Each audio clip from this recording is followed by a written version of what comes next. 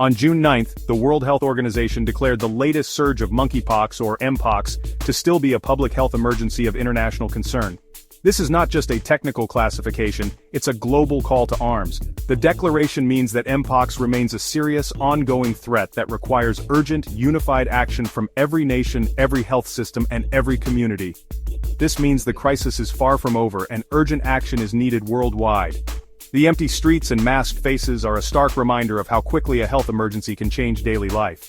We've seen before how outbreaks can disrupt economies, overwhelm hospitals, and upend the routines we take for granted.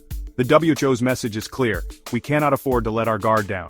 Mpox is not confined to one country or continent. Outbreaks have been reported in dozens of regions, with new cases emerging in places that had never seen the virus before.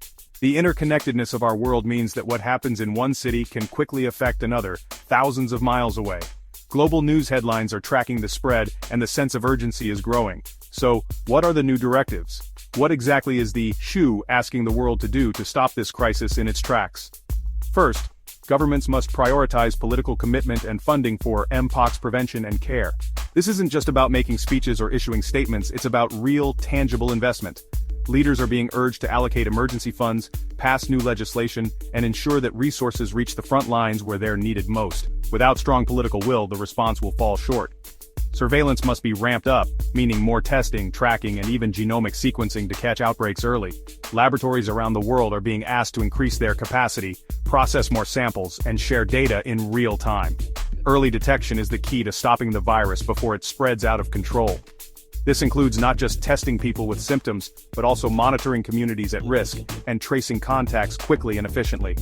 Safe clinical care is now a top priority, especially for vulnerable groups like children, pregnant women, and those with advanced or untreated HIV. These populations face a much higher risk of severe illness or complications from Mpox. Hospitals and clinics are being urged to develop specialized protocols, train staff, and ensure that protective equipment is always available. The goal is to provide compassionate, effective care while minimizing the risk of further transmission.